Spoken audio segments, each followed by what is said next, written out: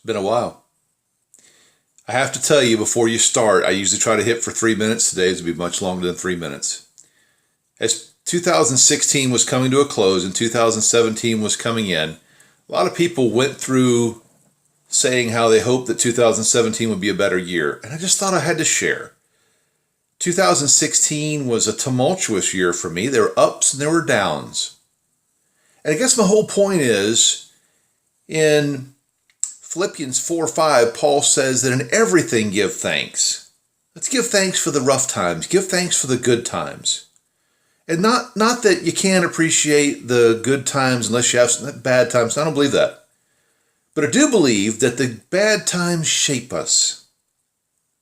And God doesn't owe us kittens and candy and a perfect world. We'll have that when we get to heaven.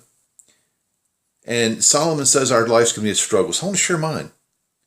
2016 started with usual January. We go look for snow on Martin Luther King weekend, and then we bought a car. In February, I went over in that new car and drove my mother to watch my son's band recital. He does a solo recital every year, and she watched that. She even complimented me on the purchase of our car, which I was kind of surprised at. In March, we went out to Kansas to see my daughter. My mother got to sit in a Apache helicopter. It was really neat watching my mom sit in the backseat of an Apache helicopter and the pilots bringing out their helmet and things like that. Really just a fun year. Fun year. Well, that all changed in April. On April 17th, I have to get the date right, sorry. It's April 21st, the night that Jake Arrieta for the Chicago Cubs threw a no-hitter against my favorite baseball team, the Cincinnati Reds. I'm driving to Tallahassee. The next morning, I'm going to take my mother to a doctor's appointment. Supposed to be just go get an x-ray, and in the afternoon, we have an appointment. 8 days later, my mother passed away. I didn't know that would be the last time that I would ever see my mom. I spent that week in the hospital with her, and after 20 months of battling pancreatic cancer, my mother died. That's still something that's just difficult for me. The thing I got from that was, though, that I would have an inheritance that would make us debt-free. So a month later, I was in a job that I really didn't like, and was being covertly bullied by the boss. It was just treated unfair, but treated fairly wasn't my kind of cup of tea. So decided to say something to HR, and HR said, "How would you like to go away, and we'll pay you through July?" I did, and went away. So I was wondering, what am I going to do with myself? And my wife said, "Why don't you try teaching?" So I did. Passed the test to be able to teach in June. Was hired by Duval County Schools in July. Went to their teacher academy in the beginning of August, and then started teaching. Had no support from above. Talked to the principal about that later, and he said, "Well, weren't you talking to so-and-so and so-and-so?" I'm like, "Yeah, I tried, but there was no listening." Anyway, so I had no support from above. I was co-teaching with someone, and had to chase him down all the time. A little bit of an inexperienced teacher. And let me just say this. I was given an 8th grade class where 75 kids that I had, 80% of them, 80, that's like an 8 with a 0 behind it, 80% of them were on a 4th grade level or lower, and I was prohibited from teaching them things that were below 1 grade below level, so I couldn't even teach 6th grade to them. Behavior problems, just frustrating to no end. After 28 days on the job and 12 days in class, I walked out. Never have walked out from a job before. Never have quit midstream. Couldn't do it. And I thought, was it me? Spent September kind of in the doldrums, just sitting at home going, wow, what am I going to do? Started substitute teaching at my daughter's school. My daughter goes to a little private school here in Jacksonville. And a wonderful place, and just had a great time. I found out what it's like to teach kids who, number one, want to learn, number two, are able to behave, and just fell in love with those kids. And so did that in October and November. And in December, I was pursued for a job. I was going to manage a franchise of an accounting firm. Now, I have a degree in accounting. That's where my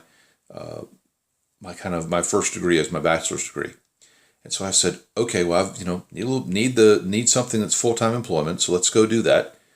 And I'm very passionate about helping small business. So that door opened. It seemed like it's the right door. I was working for a Venezuelan national who spoke no English. So the franchisor is helping train me, and the gentleman that bought the business would come and sit in front of my desk, and he'd have Google Translate on his phone. He would type out in Spanish what he wanted to say and sit at my desk. He'd say things like, "Bob, we need to get a key," and then look up at me like, "Did you understand that?" And so we communicated that way. Was very excited about making that position work and really just blowing that out of the water, and was really an exciting time for me. 35 days in, the same gentleman sitting across from my desk, and the franchisor is translating how his businesses in Venezuela were targeted for nationalization, which means the government's going to own the businesses. So again, God closed a door for me, and time to look for other doors to open. I tell you all this just to say, don't ever think that you're the only one in the world that has a rocky life and a rocky road in front of you. And don't ever think that it's going to be all kittens and candy, and it's kittens and candy for everybody else. It's not. We all have struggles. We all have issues in our lives, and we all have problems that we face. My point to you is simply this. Keep going. Keep going. Stay in the book. Stay in the book every day. And keep your eyes on Him who is going to do all for you. Will God give you the mansion on the hilltop? Not in this life. Can I promise you that if you keep your eyes on Jesus, it's all going to work out?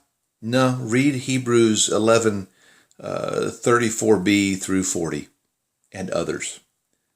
But I can promise you an incredibly rewarding journey if you keep your eyes on Jesus.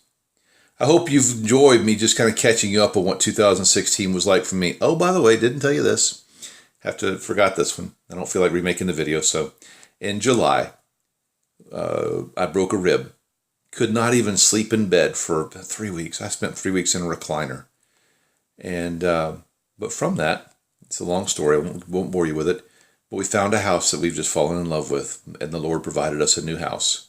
We went from a condo that was about 1,400 square feet to a house that's 2,300 square feet, and we just really love it. Thank the Lord for it.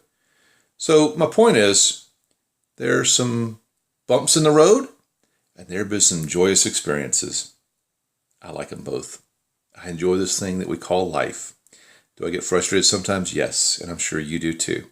But I gave you all this story to try to be an encouragement to you, to try to help encourage you during the rough times of life. It's been a little longer, but I hope you've enjoyed watching, and I hope as I get back to doing devotionals every day that you'll watch along, study along, read them, comment on them, like them, and share them.